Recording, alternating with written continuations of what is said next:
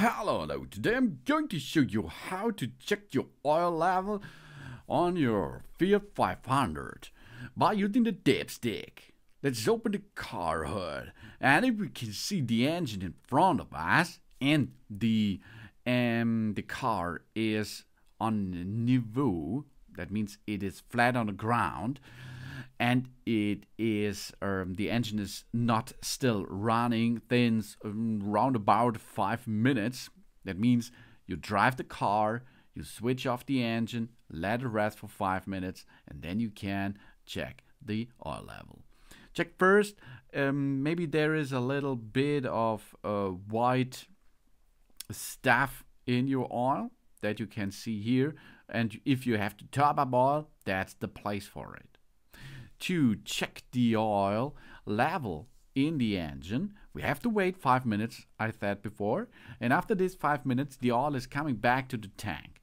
And now we can go and remove the dipstick out of this engine. The dipstick has a red signal dipstick cover on top, and this dipstick is going into the engine to the oil reservoir. And we now lift up the dipstick out of his home in the engine. And of course, in the first step, we are cleaning the dipstick because there can a lot of oil on it. To make a right measurement, we have to clean it first. And then we get back the dipstick into the engine until it is on the ground again, and then we can remove it again. If we can see here, this is the area which the measurement will be in the future. And there are two areas, one maximum, one minimum range. The minimum range is on the left side, the maximum range is on the right side. And then you can see the dipstick or the oil level on the dipstick should be in this level. So now we dip it back in position, and after we dip it back in position, we can remove the dipstick again and make the measurement. So here we are.